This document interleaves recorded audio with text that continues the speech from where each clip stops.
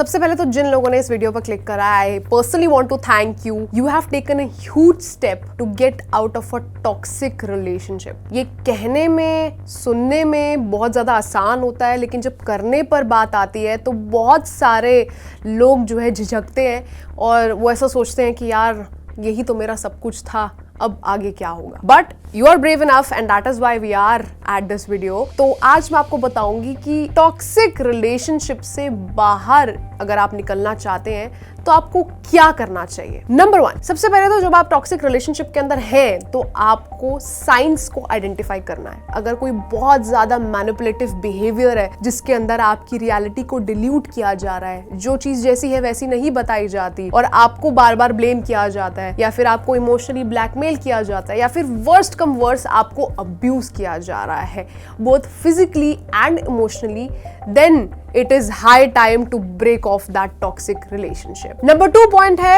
you need to seek support. ऐसे time में आपको अकेले नहीं रहना है, अपने आप को आइसोलेट नहीं करना। ये बहुत ही बेकार डिसीजन होगा। और जो लोग कहते हैं कि ऐसे टाइम में आपको अकेले रहना चाहिए, to get that mental peace, boss mental peace आपको सामने वाले के साथ भी नहीं आ रहा था, उसके बाद भी नहीं आएगा। Mental peace is a state of mind and it can come when good people are around you as well. तो आपको जो है किसी प्रोफेशनल से, या फिर अगर आपके कोई बहुत ही ट्रस्टवर्दी फ्रेंड्स हैं, ज्यादा नहीं 2 फ्रेंड्स ही हो, उनसे बात करनी है ताकि आप अपनी फीलिंग्स को जो है वैलिडेट कर सके कि आप एग्जैक्टली क्या फील कर रहे हैं, और इसके अलावा वो आपको गाइड कर पाएंगे कि आपको आगे कैसे बढ़ना है। थर्ड एंड फॉरमोस्ट बहुत ज्यादा इंपॉर्टेंट पॉइंट, सेट बाउंड्रीज। मैं हमेशा कहती हूँ कि अपनी बाउंड्रीज को बहुत ही क्लियरली एस्टैब्लिश करना चाहिए। कौन आपके साथ कितना अच्छा व्यवहार कर सकता है ये आप पर डिपेंड करता है। अगर आप उनको अपनी सारी वल्नरेबिलिटीज एक बॉक्स में डाल के दिखा दोगे, then they will take advantage of that. इसलिए never show your weakness unless and until you are completely sure that person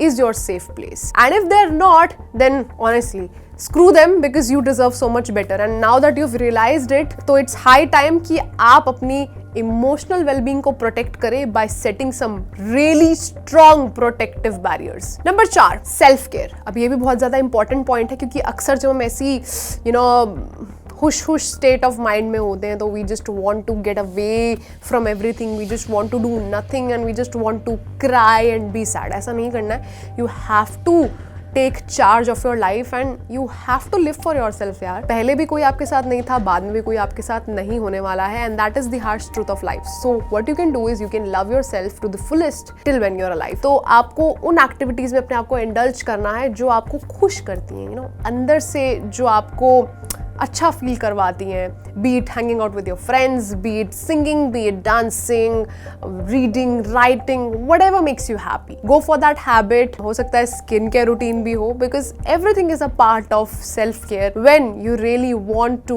B good to yourself. इसके अलावा नेक्स्ट पॉइंट पर आते हैं, which is educating yourself. Now it is very important कि आपको पता लगे कि हेल्दी और टॉक्सिक रिलेशनशिप के बीच का डिफरेंस क्या है। तो आपको समझ में आ जाएगा कि क्या डायनेमिक है, क्या आप वाकई में एक हेल्दी रिलेशनशिप में है, या फिर ये रिलेशनशिप इतना टॉक्सिक है कि आपका दम घुट रहा है। और अगर ऐसा है तो आपको अपने आप को प्रिपेयर करना है to leave that toxic relationship, and that is what we call empowering. So you have to empower yourself because nobody else will. अगर आप एक टॉक्सिक रिलेशनशिप को छोड़ना चाहते हैं तो आपको धीरे धीरे अपना जो कॉन्टैक्ट है उस टॉक्सिक इंसान के साथ खत्म करना होगा। एकदम से कन्फ्रंट मत कीजिए, ग्रेजुअली कन्फ्रंट कीजिए, जिससे आपको टाइम मिल जाए टू हील। क्योंकि एकदम से करेंगे तो लड़ाई होगी, वो कुछ ऐसा बोलेंगे जो आपको हर्ट करेगा, कुछ 2 बातें आप बोलेंगे और फिर आपका जो स्टेट ऑफ माइंड है वो बहुत ज्यादा खराब हो जाएगा। इसलिए it's better to take slow baby steps towards what you want.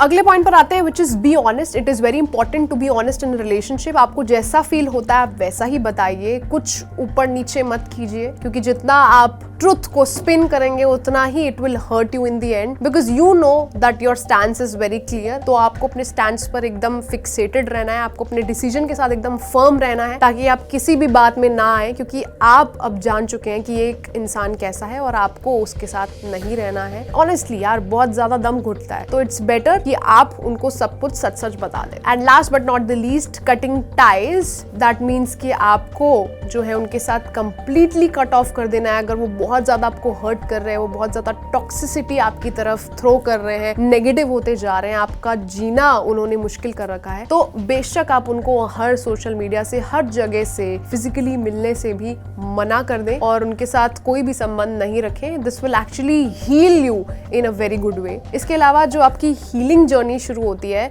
That will be a lot of ups and downs, it will be a roller coaster, you will feel happy one moment and sad the next moment, which is a part of life, but I promise you you will be fine. And कोई बात नहीं यार, दिल टूटा है, दोबारा जुड़ जाएगा, because it is very easy to get your heart broken and it is very difficult to mend it, but when you do mend it, आपको पता होता है कि यार मुझे अब ये चीज़ें जो मैं पास्ट में दोहरा चुका हूँ या दोहरा चुकी हूँ वो दोबारा रिपीट नहीं करने। So you become smarter. So these were some tips that you can follow to get out of a toxic relationship, or if you are already part of a toxic relationship तो अब आपको पता है कि कैसे deal करना है।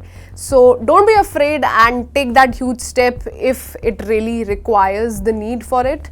And yeah, if you liked our video, then don't forget to like, share and subscribe our channel Love9.